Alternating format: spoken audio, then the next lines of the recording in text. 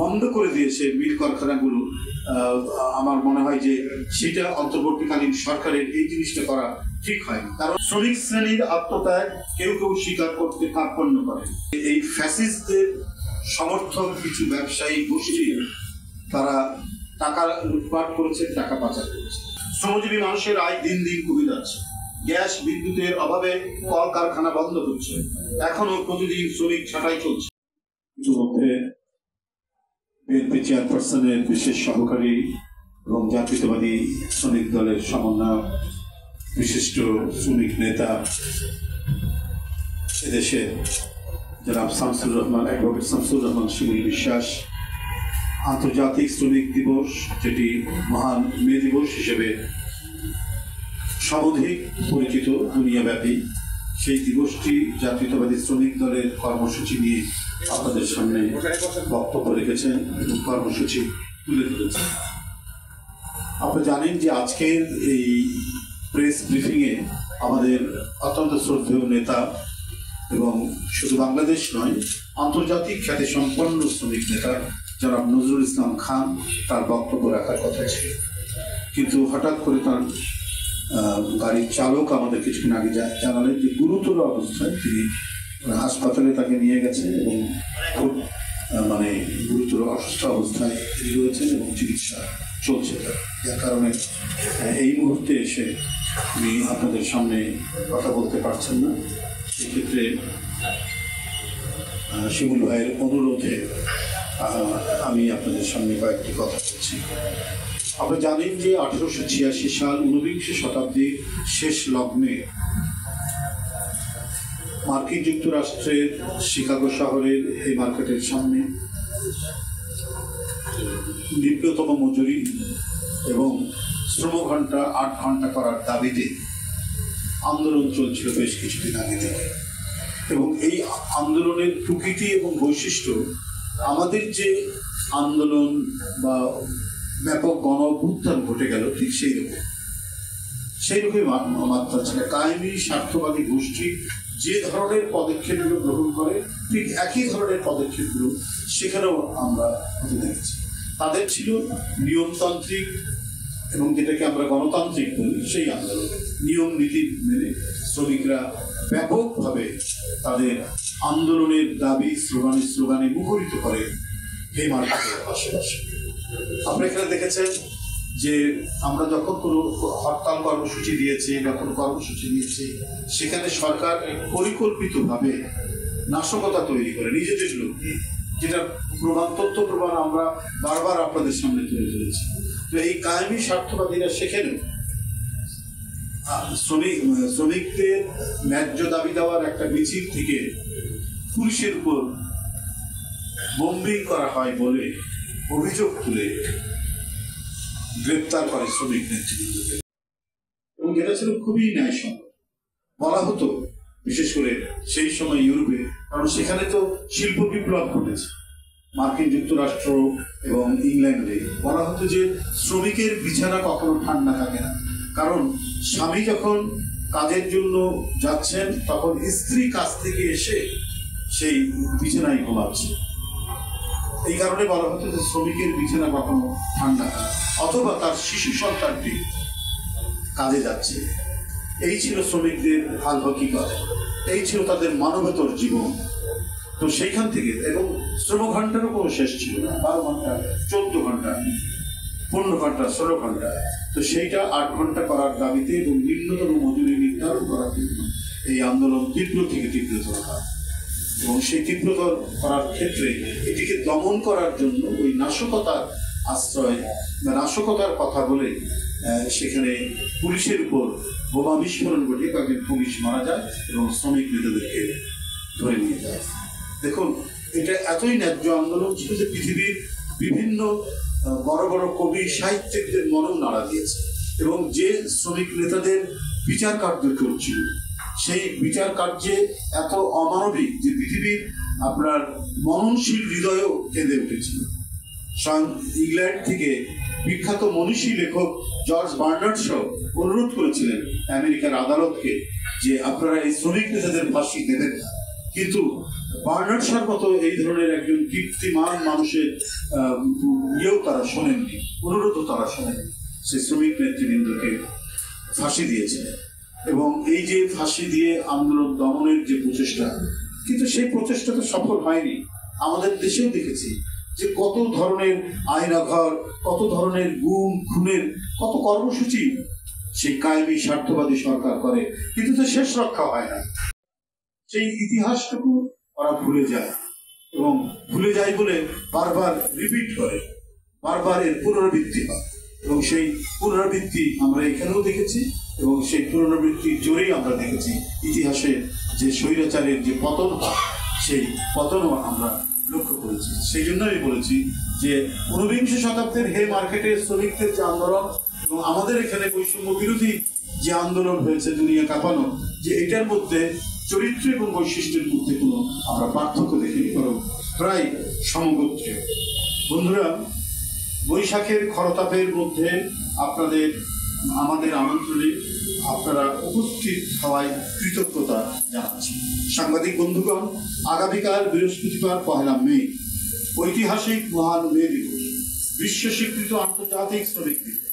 1886 সালে আমেরিকার শিকাগো শহরের হে মার্কেটে শ্রমিকদের রক্তস্নাত আন্দোলনের মাধ্যমে অর্জিত আন্তর্জাতিক শ্রমিক দিবস পালনের জন্য বাংলাদেশের সর্বকালের শ্রেষ্ঠ শ্রমিক শহীদ রাষ্ট্রপতি জিয়াউর রহমান বীর উত্তম প্রতিষ্ঠিত বাংলাদেশ জাতীয়তাবাদী শ্রমিক দল আগামীকাল দুপুর 2 ঘটিকায় নয়া পল্টন বিএনপি কেন্দ্রীয় কার্যালয়ের সামনে শ্রমিক সমাবেশ করবে। এতদ বিষয়ে শ্রমিক দলের পক্ষ থেকে পুলিশ কমিশনার বরাবর পত্র নিয়ে তাদেরকে অবহিত করা হয়েছে। প্রস্তুতির কথা শিমুল ভাই আপনাদেরকে বলেছেন, ইতিমধ্যে চিঠি দেওয়া হয়েছে পুলিশ কমিশনারকে এবং এই সভাটি সাফল্যমণ্ডিত করার জন্য শ্রমিক দল প্রায় প্রতিদিনই তারা প্রস্তুতি সভা করেছেন। সেই সভায় আমিও দূরে ছিলাম, দূর থেকে আমার বক্তব্য নেওয়া হয়েছে। নজরুল ভাই স্বয়ং উপস্থিত থেকেছেন, শ্রমিক নেতৃবৃন্দ উপস্থিত থেকেছেন, এগুলো টোটাল তত্ত্বাবধান এবং সমন্বয় করেছেন শিমুল ভাই। ক্রমাগতভাবে প্রতিনিয়ত প্রতি মুহূর্তে ঘন্টায় ঘন্টায় তারা এই কাজগুলো করেছে। প্রিয় সাংবাদিক বন্ধুগণ, বাংলাদেশ BBS এর হিসাব অনুযায়ী 12 কোটি ভোটারের মধ্যে 7 কোটি 35 লাখ শ্রমিক। শ্রমিক সমাজের মর্যাদার জন্য একটি দিন বিশ্ব স্বীকৃতি দিয়েছে মে দিবস। বাংলাদেশে আজ সবচেয়ে অবহেলিত শ্রমিক সমাজ। দ্রব্যমূল্যের ঊর্ধ্বগতি, জীবনযাত্রার ব্যয় বৃদ্ধি, বাজার মূল্যের সাথে অসঙ্গতি, কম মজুরিতে শ্রমিক সমাজের এখন বেঁচে থাকাই কষ্টকর। অগণতান্ত্রিক শ্রম আইনে মালিক পক্ষের স্বার্থকে প্রাধান্য দেওয়ায় শ্রমিক সমাজ সর্বত্র হয়রানি সহ নানাবিধ অসুবিধার সম্মুখীন হচ্ছে। বিগত ফ্যাসিস্ট আমলে শ্রমিকদের সংগঠিত হওয়া ও অবাধ ট্রেড ইউনিয়ন অধিকার থেকে দূরে ঠেলে দেওয়া হয়েছে। অত্যাবশ্যকীয় পরিষেবা বিল 2023-এর মাধ্যমে শ্রমিক কর্মচারীদের দাবি উত্থাপনের অধিকারকে আইন করে বন্ধ করার ব্যবস্থা করা হয়েছে।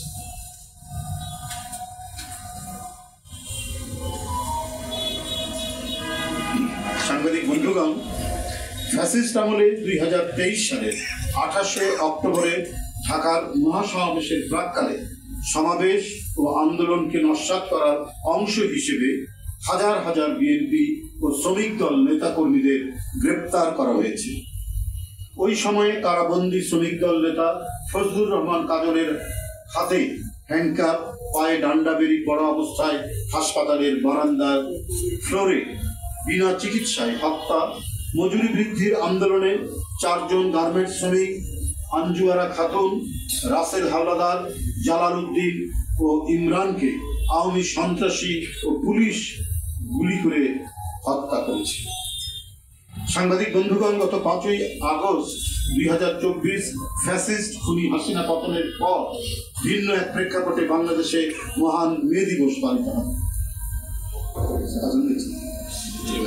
বৈষম্য বিরোধী ছাত্র শ্রমিক জনতা অভ্যুত্থানে অগণিত শ্রমিকের আত্মদান ফ্যাসিস্টের পতনকে ত্বরান্বিত করে। বাংলাদেশের জাতীয়তাবাদী শ্রমিক দলের 71 জন নেতাকর্মী ও 30 জন রিক্সা শ্রমিক ও অসংখ্য নাম জানা অজানা ভাসমান শ্রমিক বৈষম্য বিরোধী ছাত্র শ্রমিক জনতা অভ্যুত্থান শহীদ হয়েছে। শ্রমিক শ্রেণীর আত্মত্যাগ কেউ কেউ স্বীকার করতে কার্পণ্য করে। একটি গণতান্ত্রিক সরকার ব্যবস্থা প্রবর্তন, ভোটাধিকার প্রয়োগ, শোষণ ও বৈষম্যহীন সমাজ ব্যবস্থা শ্রমিকের আজন্ম স্বপ্ন। দেশ এক ক্রান্তিকাল অতিক্রম করছে। শ্রমজীবী মানুষের আয় দিন দিন কমে যাচ্ছে। গ্যাস বিদ্যুতের অভাবে কলকারখানা বন্ধ হচ্ছে। এখনো প্রতিদিন শ্রমিক ছাঁটাই চলছে। বেকার হচ্ছে হাজার হাজার শ্রমিক। শ্রমিকের জীবনে অর্থনৈতিক ও সামাজিক নিরাপত্তা নেই। পতিত হাসিনা সরকারের লুটপাট ও দুর্নীতির কারণে সরকারি পাট ও চিনি কল গুলো বন্ধ করে হাজার হাজার শ্রমিককে পথে বসানো হয়েছে। তারা স্ত্রী সন্তান সহ অর্ধাহারে অনাহারে দিনাতিপাত করছে। বই খাতা ক্রয় করতে না পেরে বাচ্চারা স্কুলে যেতে পারছে না। প্রচলিত নিয়মে 5 বছর পর পর ন্যূনতম মজুরি ও জাতীয় বেতন স্কেল ঘোষণা হয়ে থাকলেও বিগত ফ্যাসিস্ট হাসিনা সরকারের সময়ে গত 10 বছরে বেশি সময় ধরে ন্যূনতম মজুরি ও জাতীয় বেতন স্কেল ঘোষণা করা হয়নি। অথচ চাল, ডাল, তেল সহ নিত্য পণ্যের ঊর্ধ্বগতিতে শ্রমজীবী মানুষের জীবন ওষ্ঠাগত।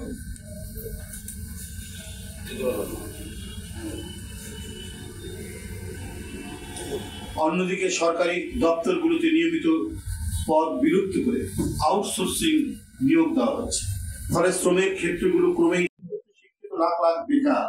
অন্যদিকে বৈদেশিক মুদ্রা অর্জনকারী সোনালী আঁশ খ্যাত পাটের উৎপাদন ও বিপণন ব্যয় বাংলাদেশের মানুষের খাদ্য তালিকার অন্যতম উৎপাদন আমাদের দেশে তৈরি স্বাস্থ্যসম্মত চিনির পরিবর্তে কেমিক্যাল যুক্ত বিদেশি চিনির উপর বিদেশ নির্ভরতা বৃদ্ধি পাচ্ছে।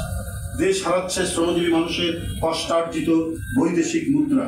অবাধ ট্রেড ইউনিয়ন গঠন, শোভন কাজ, নিরাপদ কর্মক্ষেত্র সহ শ্রমিকদের জন্য রেশনিং ব্যবস্থার দাবিতে শ্রমিক শ্রেণী তাদের অধিকার প্রতিষ্ঠার প্ল্যাটফর্ম হিসেবে বাংলাদেশ জাতীয়তাবাদী শ্রমিক দল কর্তৃক আয়োজিত মহান মে দিবসে শ্রমিক সমাবেশে সর্বস্তরের শ্রমজীবী মানুষ অংশ নেবেন বলে আমরা আশা করছি। আপনারা দেখেছেন যে এই ফ্যাসিস্টদের সমর্থক কিছু ব্যবসায়ী গোষ্ঠী তারা টাকা লুটপাট করেছে, টাকা পাচার করেছে।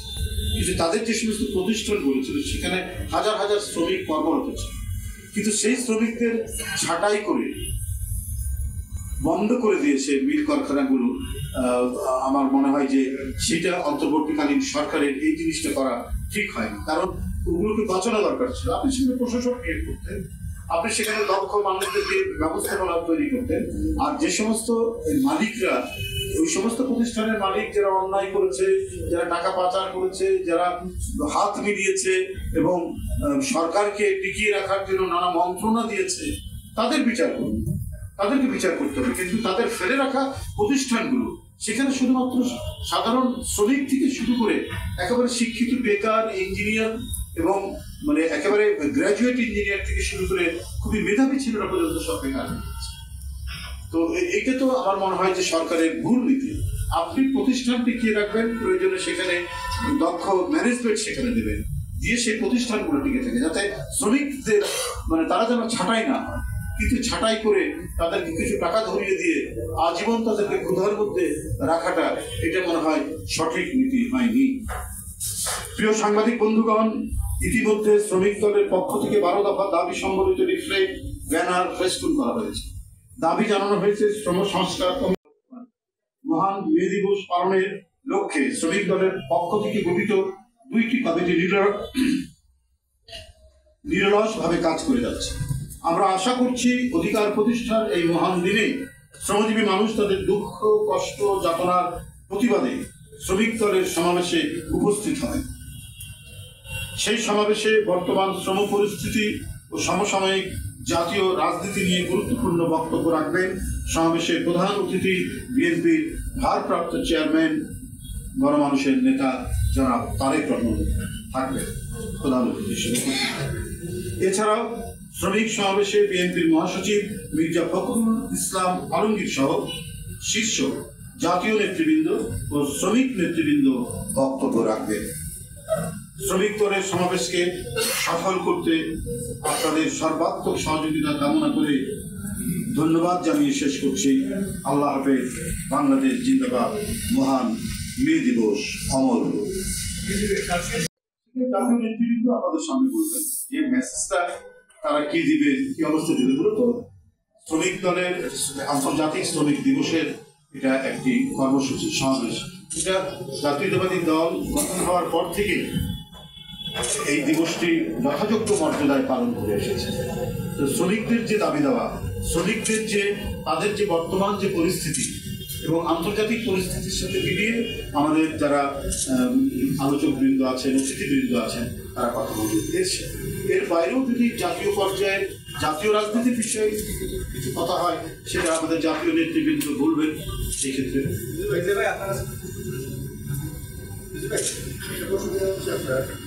পররাষ্ট্র উপদেষ্টা বলেছিলেন যে ওনারা মানবিক করিডোর দেখুন, বৈঠকের সিদ্ধান্তগুলো রেজলিউশনটা পরে প্রেসে দেওয়ার জন্য আসে। যেমন এখনো টাইম হয় না, আসার পরে আপনার পেয়ে যেতেন। কারণ ওটা তো একটা বৈঠক হয়, নির্ধারিত আমাদের জাতীয় স্থায়ী কমিটির সদস্যবৃন্দগুলো, তো আমরা তো আর সেগুলো যাই না জানতে পারবো।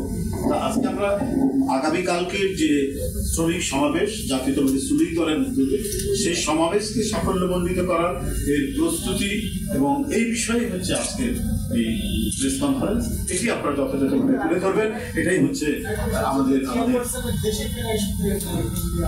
এটা আমরা এখন কনফার্ম না কবে আসবে, বিভিন্ন সময় বিভিন্ন কথা বলছি। আমরা অ্যাকুরেট এটা না পেলে তো আমরা বলতে পারি না। আমার মনে হয় না, মানে হবেন ভারপ্রাপ্ত চেয়ারম্যান। আমরা এটুকুই জানি ভারপ্রাপ্ত চেয়ারম্যান